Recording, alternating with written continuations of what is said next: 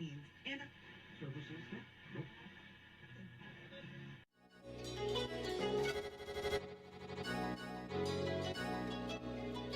let's go. He wants to jump 1,000 cars. Sir, you have 1,000 cars. I don't think I'd attempt to try this stunt. Or we owe this horsepower to Uncle Sam. Too many cars. Car. Roses would be. Like I put my beer belly on it. If you can't immediately tell somebody how many cars you have, you'll really give those uppity yuppies something to think about. Stay on the bar. Don't go off the bar with your Bronco.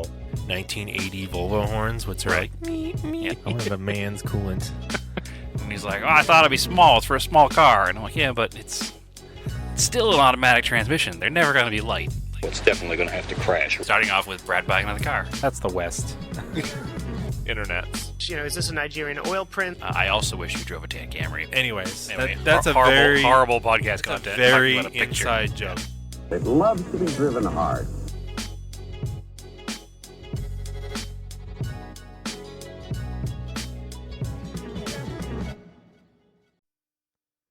All right, welcome to another episode of Auto Off Topic. What's up, Brad? Brad or Brad's? Uh-oh, there's two? There's two. Two Brads. A Brad and a Bradley. Thanks for having me back. It's been a long time, actually. I don't remember the last time I was on. Best guest, most guest? At least most guest. Probably. I think at this point, yeah, most guests. That's the first guest? No. Nope. No? No. Oh. No. How dare you? Okay. All right. Jared is angry and yelling at us right now.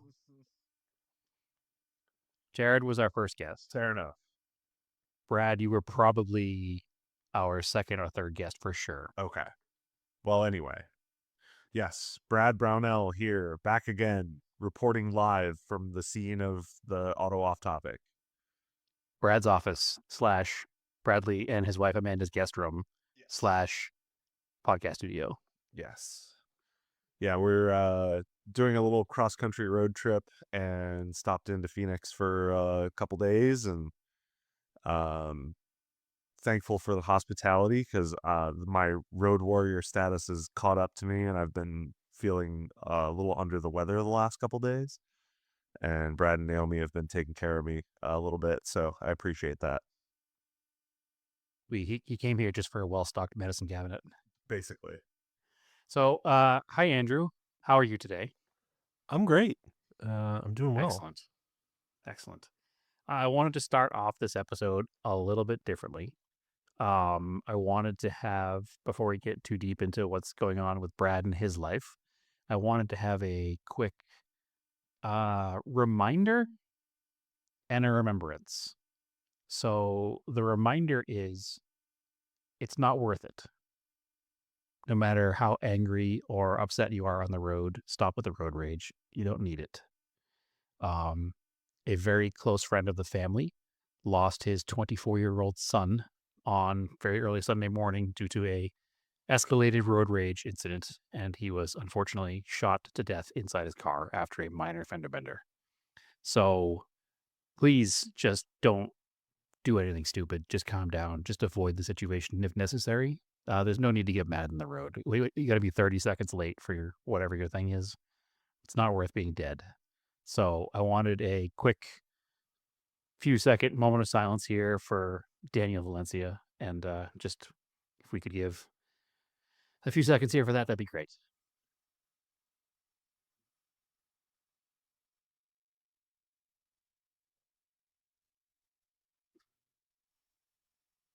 So rest in peace to Daniel, and thoughts to his family. Naomi and I, and I'm sure the rest of our community, are thinking of you and everybody right now. So just calm down. It's not worth it. There's no reason. There's no reason. It's the same for a lot of situations in life, but like 30 seconds of time isn't going to change your world. Not coming home is going to change everybody's world. So yeah, it's been a week here. So, and on that note, well, I mean, I've been doing a bunch of miles on the road, and I can tell that there's a lot of angry people out there, and people that are in a hurry, and people that are rushing around. It's like, I'm just I mean, I'm in a big old Sprinter van, so like I'm hanging out in the slow lane, doing my own speed and, going my own pace, but getting, you know, even semi trucks and stuff now are so impatient, and it's crazy, man. Just slow down. Yep. Not Even worth it. Yeah, I have to watch myself because you drive the same thing over and over again, your commute, and you're like, you know where to go, the way you want to go, you know where all the potholes are, and it's like sometimes you get people that are just like don't feel like they have any sort of urgency. You're like, I'm trying to get to work. I've been sitting in traffic. But yeah, just gotta take a beat, relax. Everybody has a bad day. Nobody gets Yeah. mad. I can show up at my work. I'm lucky at pretty much any time. Like it's just like an old. It's like from old jobs where you had to be on time that it's like drilled into me. But this job, I can literally roll in at noontime. Nobody would care. Yeah. So Anyway, it's just a general thought process that I've been having, and as we've been dealing with this here with the family and friends for the past 5 days of thinking about it and dealing with it and then learning what's going on and what happened. And I won't go into details, but it certainly was preventable, and it's very tragic and awful. So Yeah. Anyway, we'll move on from that somber note to a much happier note. We do have Brad here today, so I think that our typical podcast format, like we actually have down, What is typical for your show? Just we have very regimented segments, Bradley, where we talk about our project cars, and then we talk about NASCAR, and then we talk about model cars in that order every time, Yep. without fail. Yep. That's the plan anyway. It's written down. we gave Doesn't up on have to, but it's written topics down. a while ago. I should do some more. I've been thinking about it. I've been trying to get back. We didn't give up on topics. We both just got too busy in real life. It's true. I think is what happened. So it changed to more of a conversational podcast, but I've been thinking about doing it. So if you've got a suggestion for a topic, you should actually go to our Discord and you should tell me. I was thinking about making a thread in the Discord just for suggestions for topics that I can research. This is a good idea. And maybe they should be crowd research, and that would help us. And Brad and I can talk about them, and then people can be part of the show in that way. I like it. That would be cool. So Bradley Brownell, what brings you? Well, we know it brings you to Phoenix. You're on a road trip. What is your current work situation? Because last time you were here, I think that you were just freelancer still, pretty much. Oh, you had just started working at. Regardless, whatever it is, it's different now. Yeah. You're working for a startup, which is a very interesting startup. Yes. And it is about something mechanical with wheels. So I think if you want to tell us about the mechanical thing with wheels that you work for, that would be great. Sure. So I started recently as the sales director of Land Moto. It's Cleveland-based electric motorcycle company. Weirdly, like 2.5 blocks from my house in Cleveland, and that's very convenient for me because I can just walk to work. Or ride a Land Moto. Yes.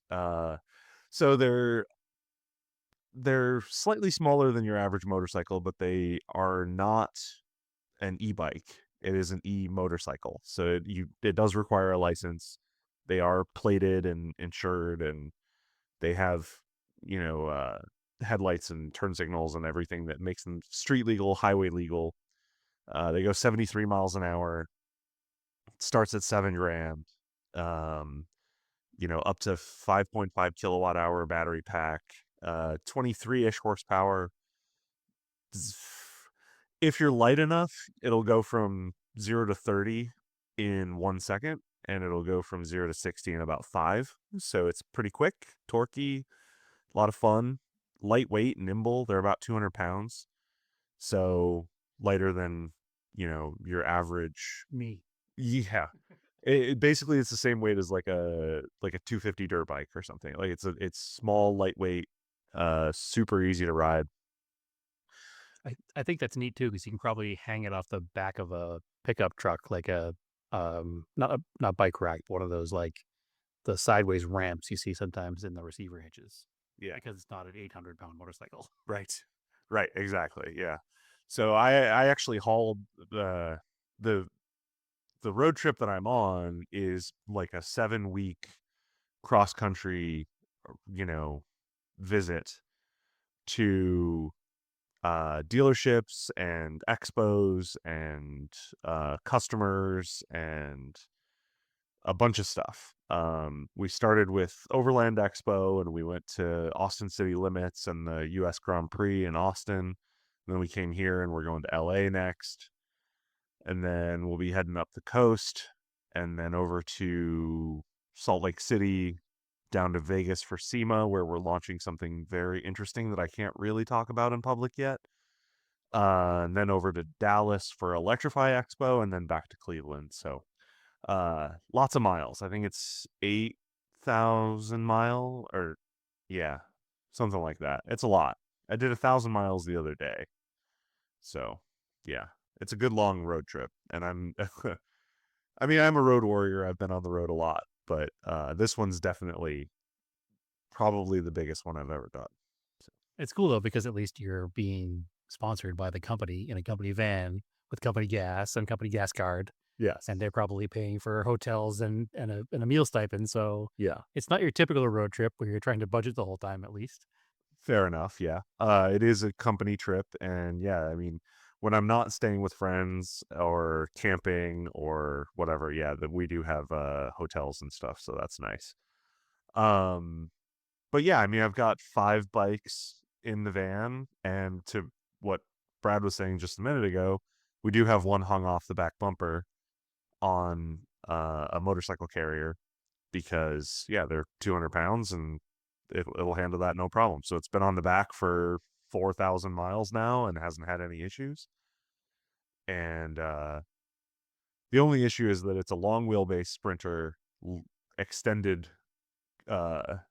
box with a bike hung off the back of it. So in Phoenix, where there's no gutters, when the road dips, it scrapes basically every time.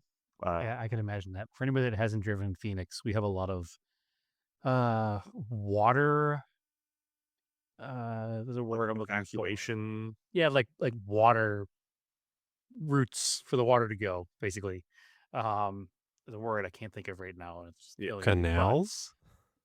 It's kind of like a gutter. He's not in the canals. If he's in the canals, he'd have a problem. Yeah. These are just like channels cut across the streets for water drainage, because it's so flat here, and because a lot of the soil here is so hard because it doesn't rain for so long that when we do get like a monsoon rain, all of a sudden we have floods. So we need a place for the water to go. So it results in pretty deep channels cut across the roadway in a few places. And if you're not careful and not paying attention and you hit one at speed, in any car, you're going to bottom out. Yeah. Let alone a 20-foot long Sprinter van with a bike hanging off the back. Yes. So yeah, I mean, it's a very large rig. It's certainly the biggest thing I've ever driven long distance. But it's not bad. It's it's actually easy to drive once you get used to it, and you kind of get used to the size and the space that it takes up. So yeah, it's not so bad.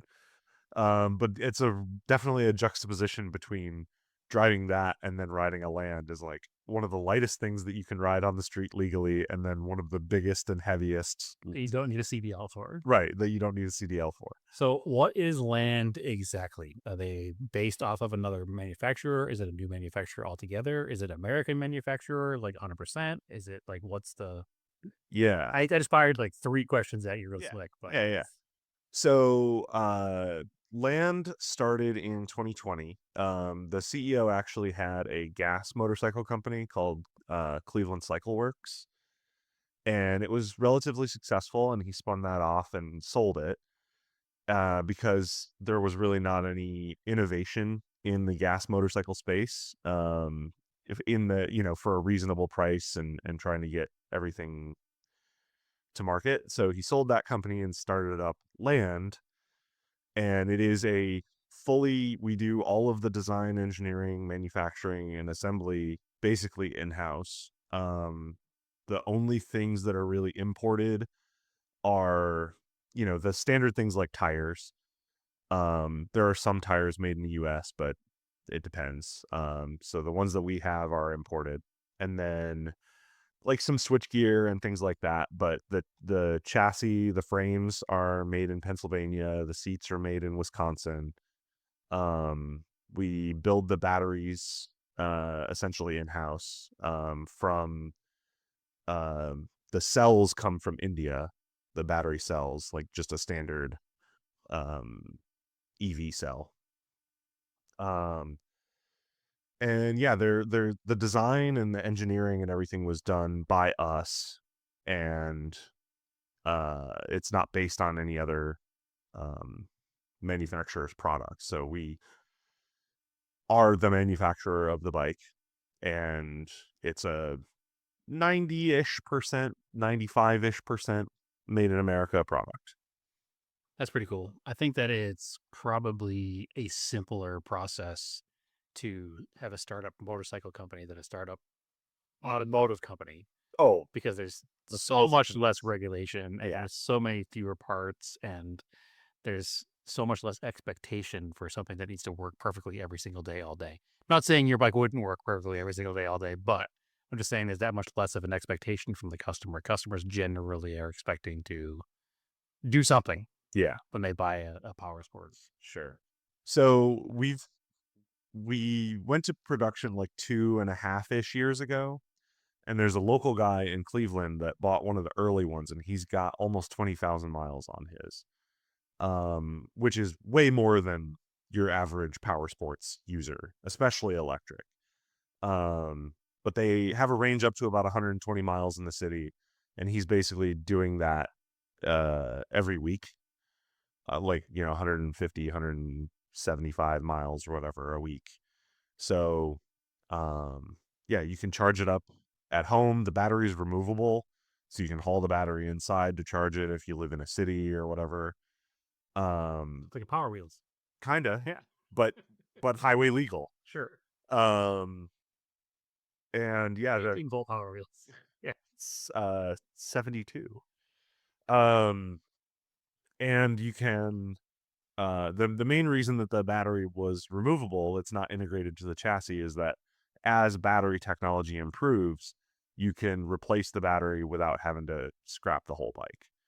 So if solid state has been on the horizon for the last 10 years, if we get solid state battery technology to come on and be Compact and lightweight. yeah, lightweight and higher density and more efficient and whatever, We need like- the Andrews company to get one of their steel rust batteries in there. It's then you could triple the weight. yeah, you could theoretically triple your range by swapping in a new battery, and you wouldn't have to buy a whole new bike to do it. It's funny. That's the kind of future-proof thing that I think about with EV cars all the time, especially working in the insurance field where, for instance, what's the Mercedes EQS? EQS, yeah. I have written 3 appraisals for EQSs, and I've totaled every single one of them. Yeah. Because the battery pack is the chassis. Yep. And Mercedes has a tolerance for scratches and scrapes that once you've surpassed that, you have to replace the battery pack. But because automotive EVs have the world's worst resale right now, Yes. combine that with a Mercedes resale, which has never been good. Mm-hmm. They're $90,000 plus, and when they're 2 years old, they're They're $40,000. Yeah. And the battery pack's 60. Yeah. So it doesn't take much to total one, unfortunately. Right. And I think about that immediately because obviously we're trying to do batteries and electric for environmental purposes, right? Sure. And if we're just throwing things away every 2 years, they're not very environmental. And cars don't have that thought process yet of a universal battery pack. Like your Mercedes battery pack is not your Ford, is not your Tesla, is not your Kia. There's no interchangeability. Even if the cells are the same inside, they don't make them interchangeable. So Exactly. I think that's what has to really happen for the mass adoption of electric vehicles, is to have more universal battery technology, I think, because Or at least rebuildable batteries. Sure. Or if you could just put all those cells in a new case and it wasn't a $40,000 procedure, right. that might make more sense. And that's kind of where we are with these, is like we just have a stainless steel case with a handle on it that you can, I mean, it's sealed from the factory, but like we can take it apart and replace an individual cell if need be. We haven't had to need to do that yet, but that, you know, in theory, that is what's possible in the future. And like our batteries are smart batteries. So like we can remote into your bike and see the degradation of a cell from, home base. And we can tell that, hey, this either the battery needs to be replaced or whatever. Again, this is something we haven't had to do, but it helps with diagnostics. It helps with future proofing. It helps with, further on down the line. Future proofing is important to me, and it's part of the reason that I don't like a lot of modern cars, because I'm afraid of the future. And it's probably like old man yells at cloud, right? In 1985, somebody was saying the same thing. Oh man, when this 85 Regal dies, we're not going to be able to fix this computer, and the car's never going to run again. Right. And here we are fixing it. So maybe I'm being a little too negative here, and I'm sure Andrew is laughing in the background too, because I've always said stuff like this. But I do like that future proofing thing, because right now we're seeing, like, if you drive like a 2012 car, your Bluetooth might not work with your new iPhone 73. Like, Yeah. it's not compatible anymore. It doesn't work very well. And there's no way to really update the factory part of the car unless you want to modify, obviously, with head units and stuff. And then you can't even do that anymore either, because the head units are integrated into the dashboard and Well, the whole thing. So what was the thing recently where like 3G like went offline? yeah, So like any early, device you have it gone. yeah. All done. So early cars that had 3G you just can't use them anymore for that. Yeah. So yeah, I am against a lot of that stuff, or just the other day we had, Amazon Web Services went down, and how many things couldn't be used because AWS was down. You don't think about it, but like people's smart mattresses went haywire. Like, it's dumb. That's one of the things that I love about our bikes, is that while they are smart and they have like tracking and all of that kind of stuff, the bike doesn't do anything that the rider doesn't want it to do. Okay. So like there's no Turn home Jeeps. Yeah, there's none of that for sure. But like we kept it super, super simple. So like we don't even have ABS on our bikes, which like there's arguments for either case on that. But like I like the ability to say when I'm braking, it's me doing the braking. Sure. And it's doing what I want it to do.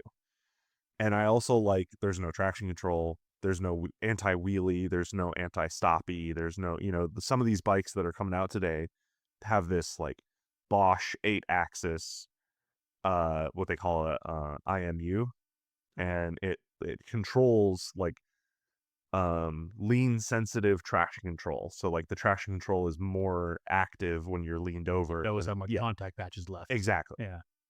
And then there's like it'll throttle your throttle when you want to do a wheelie. It has anti-wheelie so that you can go faster.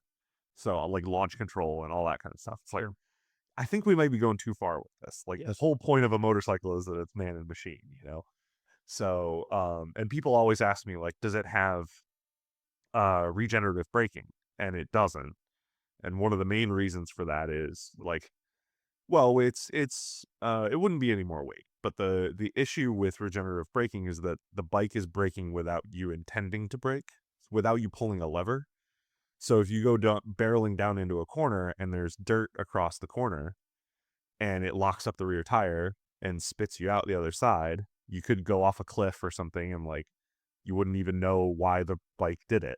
So interesting. So I don't really think about regenerative braking in concert with ABS, but obviously it has to on a car for the same situation, because the same situation, while less dangerous, could certainly happen in a car if it wasn't ABS. Yeah. I never thought about that. We drive my work car is a hybrid, and Maverick's a hybrid. It's just become a normalcy to have a car where you just come off the gas and the car almost comes to a stop on its own without you thinking about it.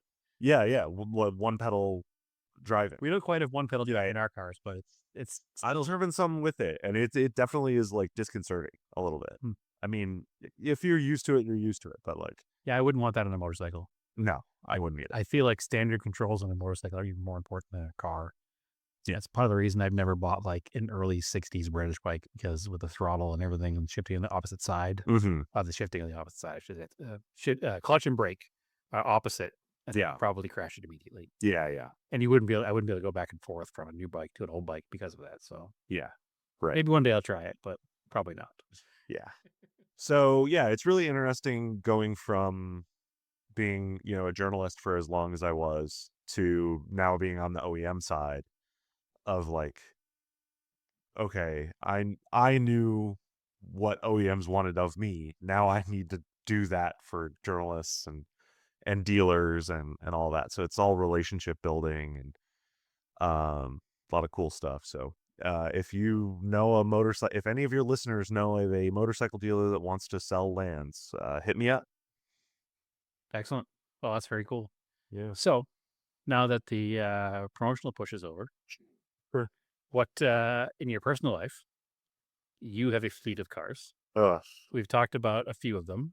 We won't get into anything that's been dormant for a long time, but we have not talked about probably your 996 Turbo. I bet we've No, talked about it because you drove it. We talked about it then. Yeah. We haven't talked about it since you completely restored the car. That's true. So that's your project car update status for this episode. What is new on that car? Because it is one of the cooler Porsche turbos out there. I appreciate that. That's high praise. Yeah, so when I got it, it was kind of a track rat and it was beat up a little bit and it had seen better days. And I liked driving it like that, but also I've never really had a nice car. So I was like, if I'm going to do a nice car, like this is the one to do it to. I mean, this was the 996 of Auto Off Topic style. Like it was a beat down ratty mismatch panels. Like it's not a Porsche Club of America, like sure show car, polished all the time. And it still won't be. I'm still gonna pile miles on it. Sure. I'm just saying so that listeners who are used to are talking about our rusty old Mitsubishis, off immediately because we're talking about a turbo Porsche. Yeah. Luckily, no rust. I bought it from California. I've driven it across the country a couple times.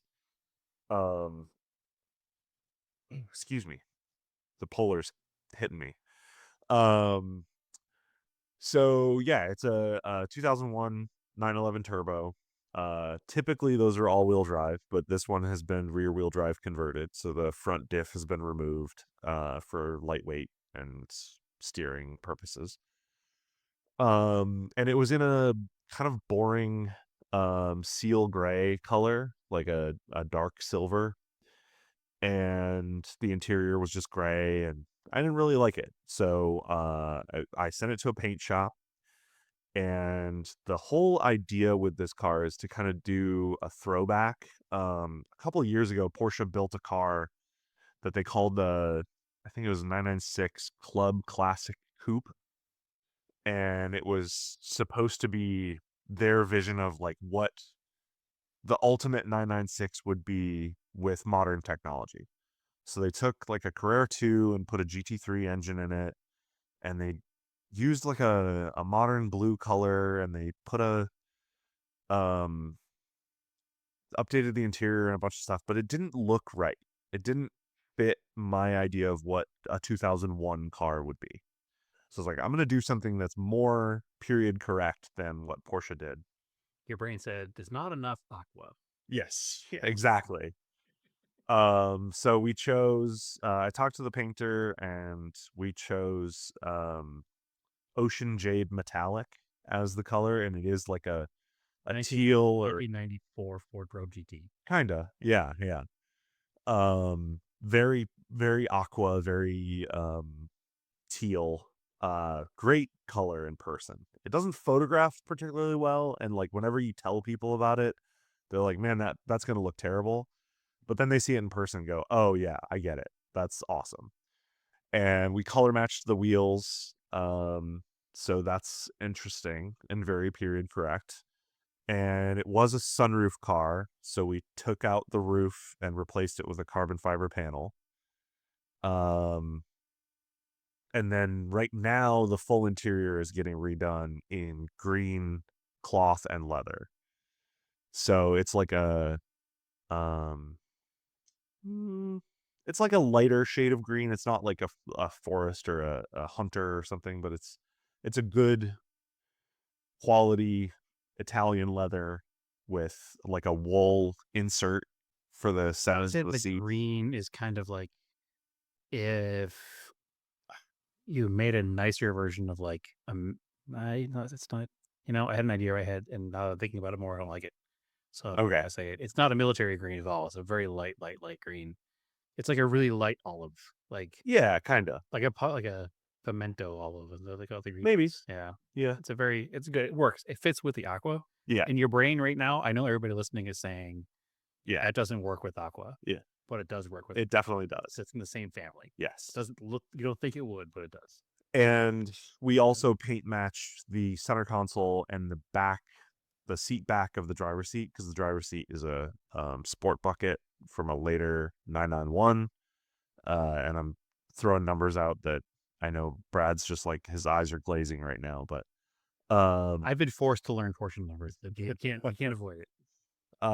but yeah, it's really cool. It's almost finished. The seats are done. The door panels are done. I put the carpet in. We just need to do the dash and the headliner and the rear seat delete, and then it'll be ready to ride. Just got a bunch of mechanical work done, so it drives better than it ever has before. I need to do coilovers this winter. Add that to another project of mine that I need to do this winter. And yeah, that's where we're at. And then other projects this winter, friend of the show, Alex Stadel, signed me up for the Alcan 5000.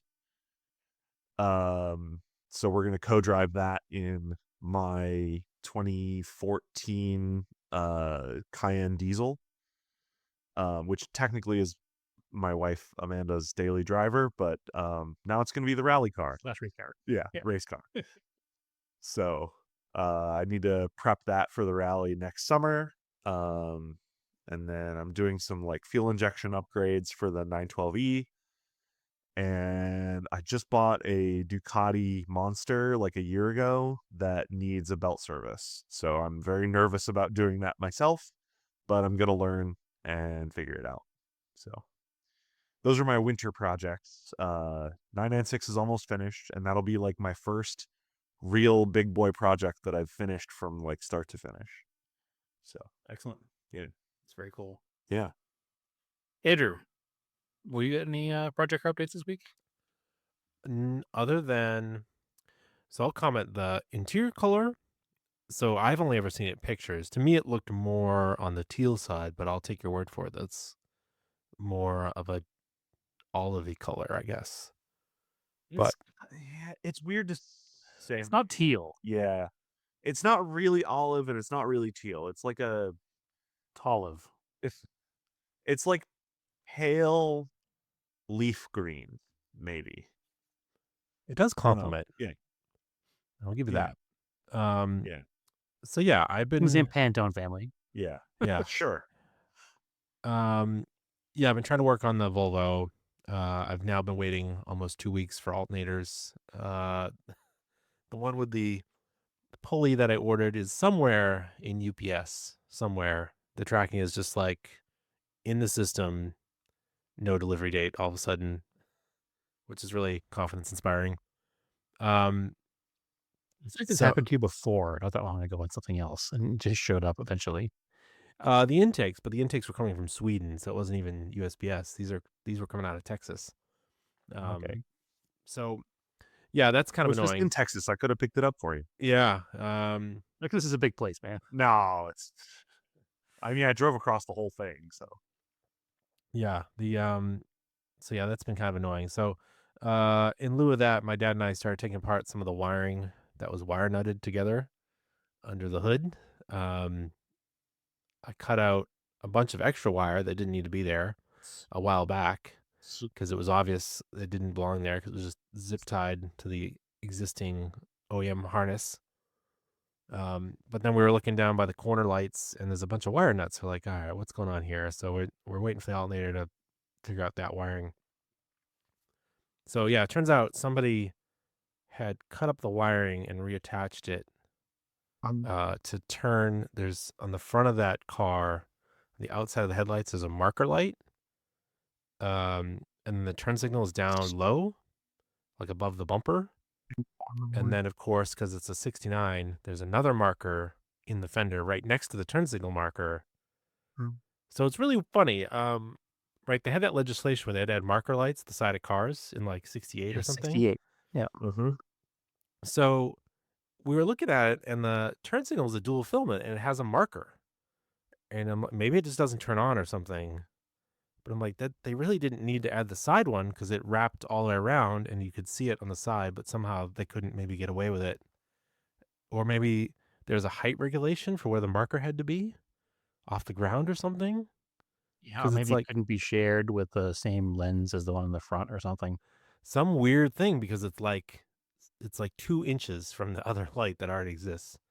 But anyway, somebody tried to wire in the marker on the grill to be a turn signal with the other turn signal in the bumper, and that's why it was all wire nutted. So I'm going to return that to just being a marker light and fix that wiring.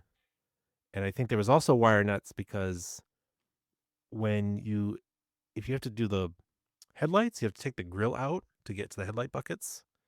And those marker lights, maybe they had connectors at one point, and maybe somebody cut them and they were just wire nutted back together. So I will put little weather tight spade connectors in there just to pop them out if I need to change the headlight instead of cutting wires again. So that's not a big deal. Once we looked at that and used the Power Pro, it was like, all right, this is pretty clear what is going on here. So I bought a kit off Amazon that has all of the like standard like 60s and 70s car connectors. Maybe I'll send you a picture of that. You can see if it looks. I like don't it know works what's supposed to be in there. I have spade connectors that'll work. It's just a power and a ground for this marker light. It's a your concourse points, Andrew. Yeah. It's just it's a fuse bulb. That's what they're called, right? Fuse bulbs. Yeah, ones that that's a are glass long. bulb, Yeah. basically. Yeah. So yeah, it's luckily this car's got going for it is that it's from the 60s and the wiring is very simple. So Turn signal, headlights, taillights, starter, ground. yeah. So we were Kinda run. confused What more do you though need? because we were looking at it and Wipers? there was wires that were the same colors as the wires going to the regulator, voltage regulator. My dad's like, I think those were like patched in. I was like, no, they're definitely not. I was like, that is all OEM, luckily. So these wires are going into the upper fender on the passenger side. And I was like, no, there's something else going on here. And they're following the antenna cable. I was like, this is weird. So I like looked in under the fender, and of course there's no fender liner. I don't think there's supposed to be one. Somebody retrofitted a power antenna to the car and had switches inside the car to turn it on, like on the dash to like put the If only antenna. they hadn't used the convenient of power on radio to power their power antenna instead of adding a switch to put the antenna up and down. I can tell you, I took about 2 minutes and cut out a bunch of aftermarket wiring behind the glove box, and it already looked so much better. I knew when I saw it that there was a bunch of extra wiring in there, but I also saw the wire nuts, and I was like, this should come out with one good yank. Yeah. Yeah. Well, you know that you're dealing with a good quality wiring job when there's wire nuts in a car application. Yeah, 100%. Yeah. It's just a bad idea. I mean, one, they're not weather Almost tight. as good as butt connectors. Two, they're not resistant to vibration. I'd rather have heat shrink butt connectors, honestly. At least they're not going to come apart on you. Yeah. But If they're heat shrink, that's better. But yeah, if they're just slung on there. So yeah, until the alternator comes, I'm gonna try to fix those. I was gonna do that tonight, but we decided to podcast instead, so we'll probably do it tomorrow night. And then I have to mount. Yeah, we're mounting an aftermarket fuse panel with relays. Mount that under the hood because we're just gonna add some. I mean, the car's not original anyways. We might as well make the wiring, into this century. So the plan is to run the ignition off a relay, and then that relay will trip the starter, or it'll power up the starter relay, whatever. Or run stuff through relays that doesn't have relays. So, ideally is to, when we power the car on, it doesn't burn itself down. So, Well, it won't burn itself down, and everything will have a cleaner, Yeah. clearer power path. Yeah, Definitely a good plan. So that's what we're working on. It's not, it was way more intimidating fixing the wiring on like the Galant or something, because there's just wires everywhere. But this is like, all right, now we can see what's going on. It's not a big deal. It's just going to take a few hours of just stripping and crimping stuff back together. So Super simple. yeah, that's pretty much all I've been working on for Project Karis. Well, I committed the cardinal AOT sin. What'd you do?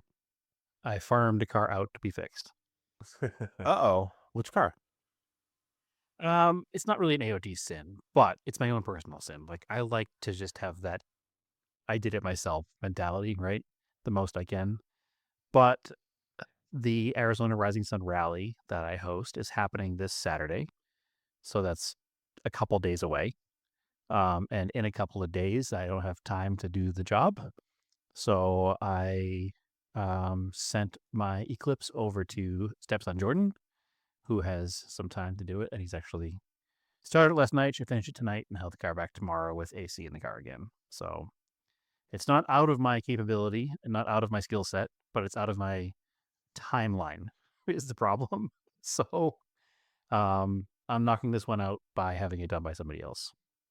So I can't really say it's a Project Car update, but I guess it is because I don't have to do it now. He's also And a really this good will tech. free up. And no What's offense, that? he's also a really good tech. No offense, he'd probably do it quicker than you anyways. No offense taken. He will definitely do it better than me. Not better than me, quicker than me. Because he is a tech. That's the difference between a tech and a hobbyist, right? Like a tech gets in there, gets it done, and moves on to the next thing, where a hobbyist takes it apart and then looks at it for a while, and then looks at it for a while, and then works on something else. So 100% it'll get done faster. Could I do it in 2 days if I had nothing else going on? I probably could, but I'm hosting a 30 car, 200 plus driving rally in 2 days, and there's a lot of prep work we're still doing, and I wasn't going to have time. I knew I wasn't going to have time. I went to drive the car the other day, and it was making a very concerning knocking noise, and my hope is that it was just that compressor clutch making the noise. It sounded like it was, and I was just like, I don't want to drive this thing on the rally with the bad compressor and then have the clutch come apart and take out the timing belt again or the rest of the belts. And I just don't want to have a problem with it on the rally that I'm hosting. I need to be in a reliable vehicle.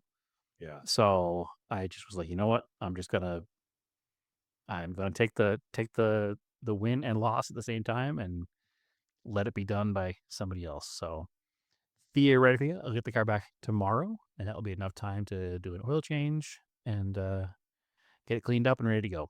So it's technically Project Car progress. I just didn't do it. That's okay. It's fair. Yeah, this is what I'm having to understand. The Eclipse is basically my daily, and sometimes it's hard to have a Project Car as a daily, and sometimes you just need to, pardon my language, but get shit done. Yeah. Yeah. I like knowing that I can do it, but I'm fine with paying someone to do it if it's a timeline issue or like I don't do I mean occasionally I'll do my own oil changes, but like it's often cheaper to just take it somewhere. That's one of those things I can't farm out because it's so easy. Yeah. I just do it. It is. I understand why you wouldn't do it sometimes. It's easy, but like the cost of doing it yourself Sure. is basically the same as having someone else do it. Sure. And then you don't have to deal with a gallon of oil sitting in your garage for a year. The other kicker for me with this car is that I was incredibly frustrated with it because it was a year ago when I had the entire head off the car, and I could have easily just, had I known it needed it, slapped the compressor on then. Yeah. But obviously it wasn't broken then, because the compressor on the 4G63 is under the intake manifold. So it requires removing the intake manifold or not technically rebooting the intake manifold. It's easier without the intake manifold on, I should say. It can be done with it in place, but again, it was time. I ran out of time. That's my great shame. Sorry for the AOT garage warriors that do all their own projects, but I can't do it this time. Yeah. So if I didn't also have the Corolla torn apart in the garage and all of the timing belt stuff for the 944 and just this and this and this and this and this, I haven't. Didn't have time. Yeah. It's life. Yeah. It's life. Anyway, Andrew, that's my entire project car update status, is that I haven't done anything and I'm having somebody else do something. All right. So that's fair. can we build a podcast off of that? Can I just pay somebody to do the rest of my work, the rest of my life, and still talk about it? That's what every other podcast I mean, does. yeah, there's a lot of high-end podcasts that's what the guys do. So, Well, you know what I'm talking about. that's not me. I definitely know who you're talking about. There's more than one, There's but several. there's one specific one that I'm sure we're all thinking of. Yeah. But It is what anyway, it is. NASCAR? What do you think? Good race. Talladega was awesome, right?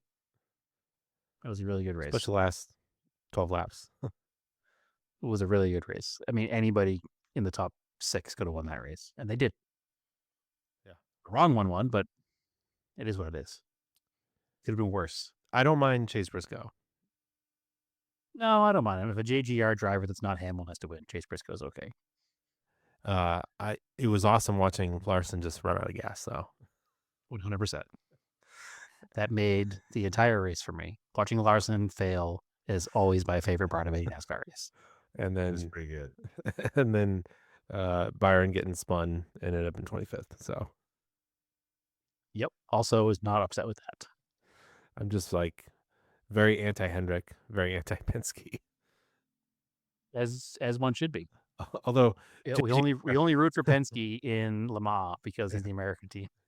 although JGR is quickly becoming a dynasty, so Potentially, yeah. I just, as unfortunately, there's no small teams left in the playoffs. No. So we have to pick like the least bad of the bad. The best bad? Least bad guy? I mean I guess. the Toyotas in general have been dominant in the playoffs. It's crazy. Yeah, they have been for sure.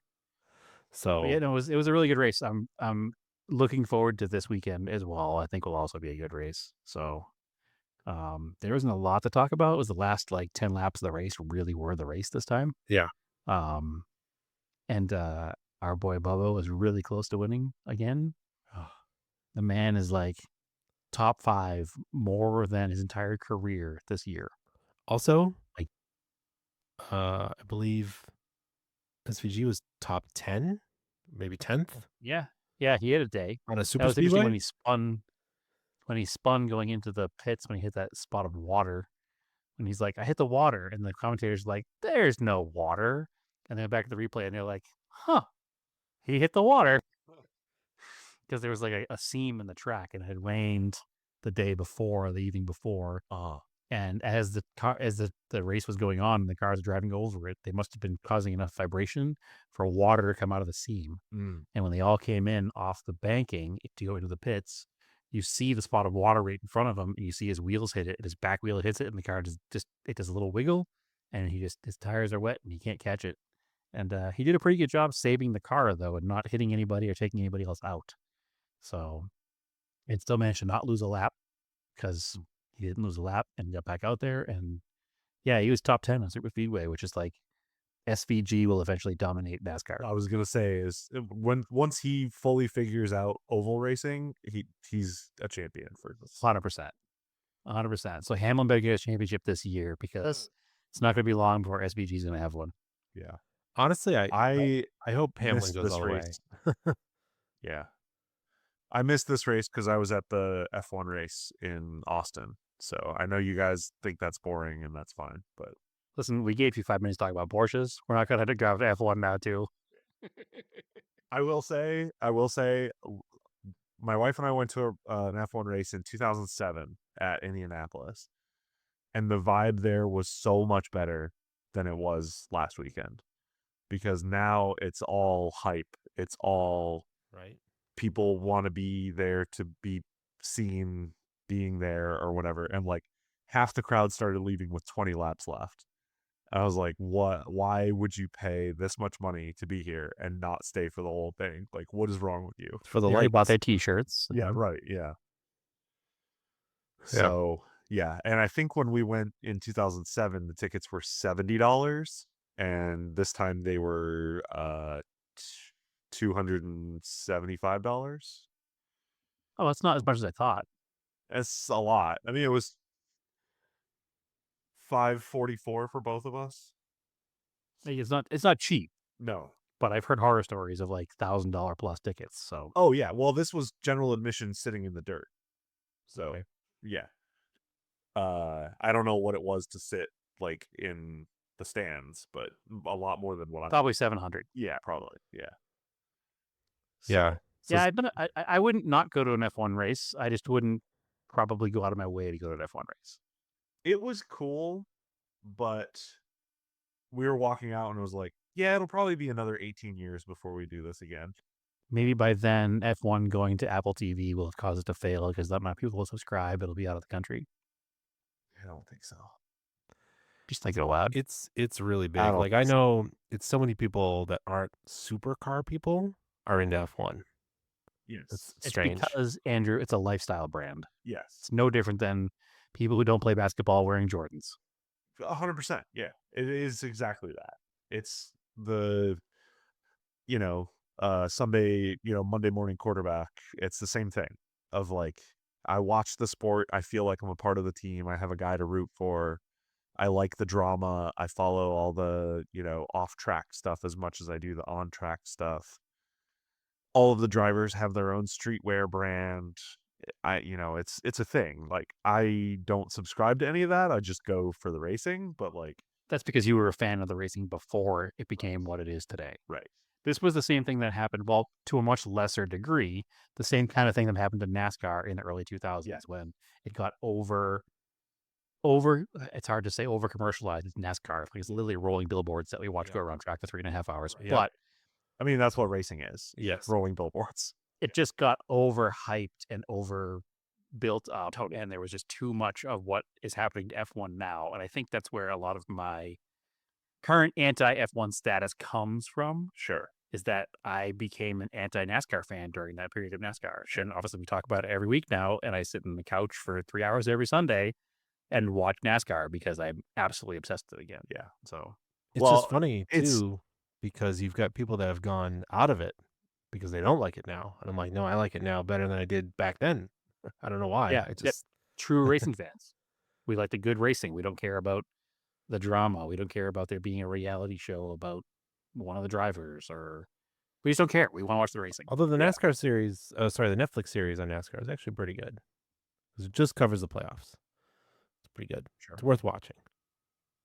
So many hours in the day to not watch more television shows. Yeah. So many things to watch. Yeah. I watched Drive to Survive, the F1 show, during the pandemic, and after that I was like, nah, I don't need to see that. Like, I watched the whole season. Why do I need to watch a recap? Sure.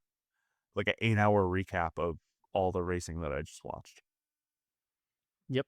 No, thank you. Anyway, Andrew, it's about an hour. Yeah. I think it's a good show. You want to do any scale autocast first?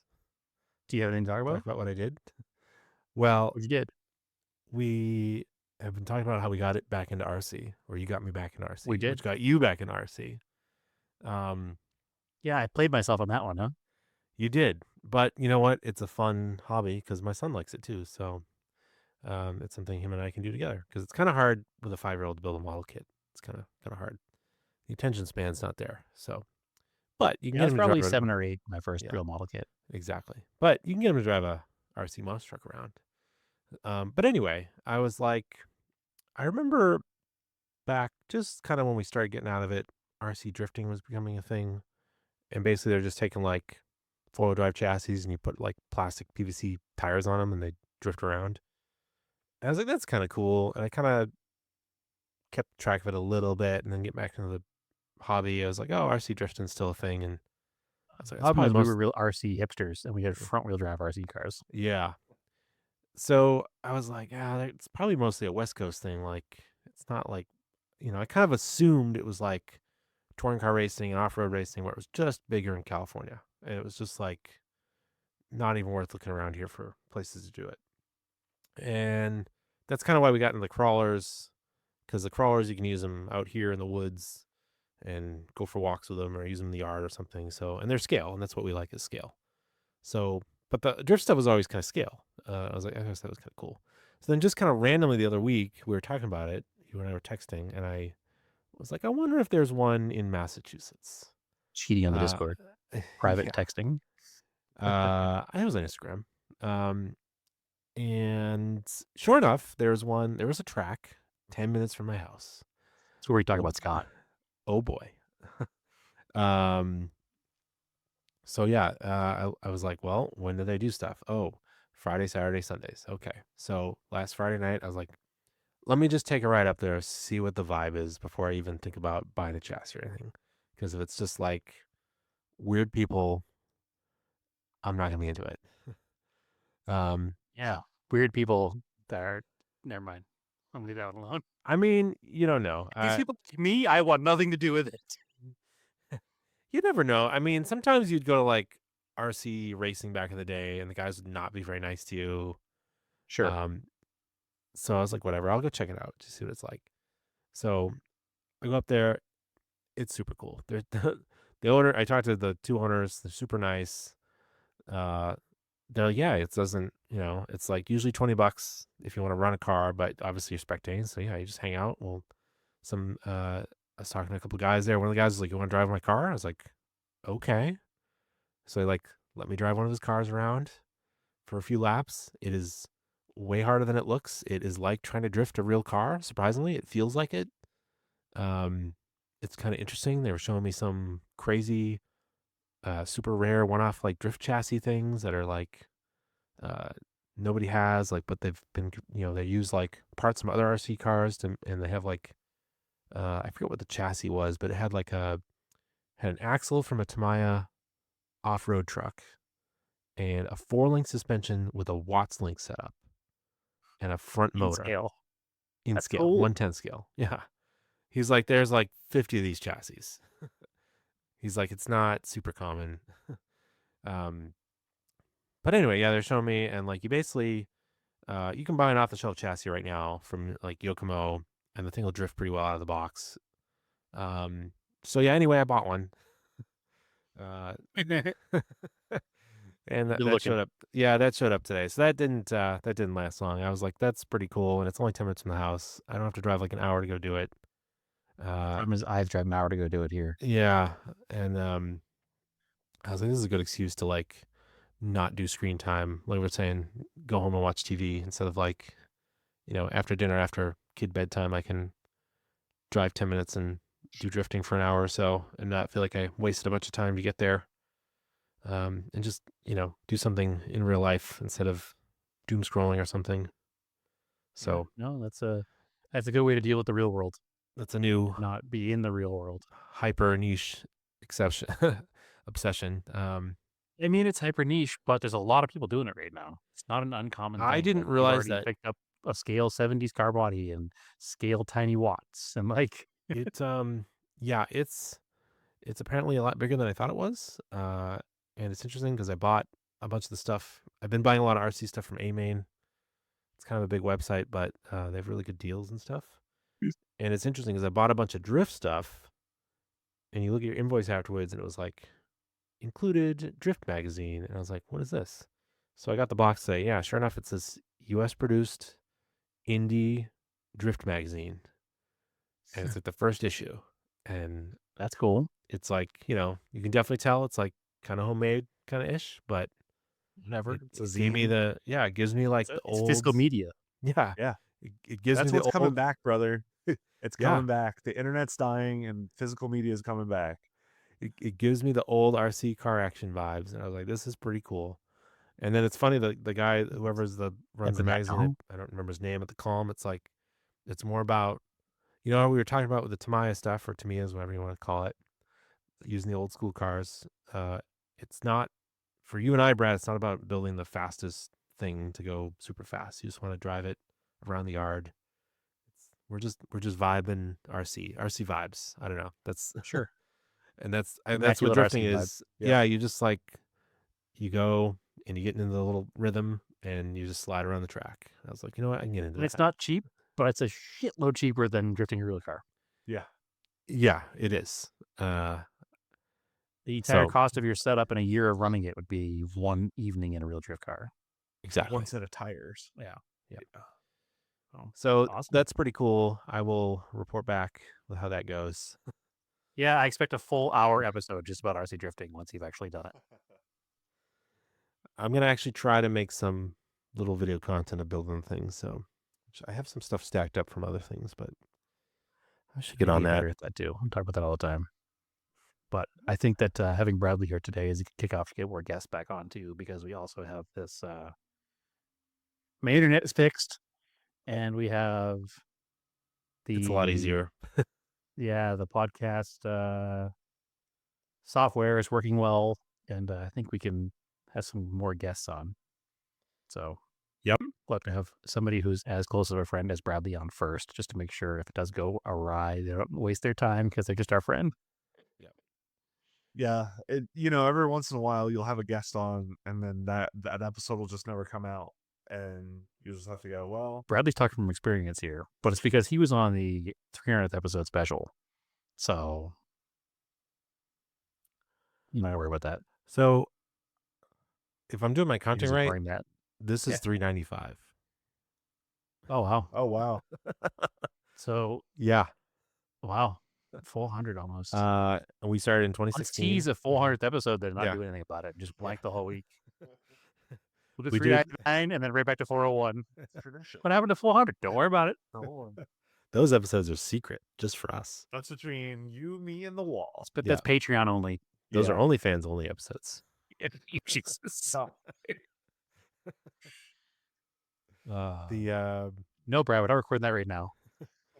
yeah, we're coming up on November. We started November 2016, so not quite 10 years. Next year will be 10 years. Wow.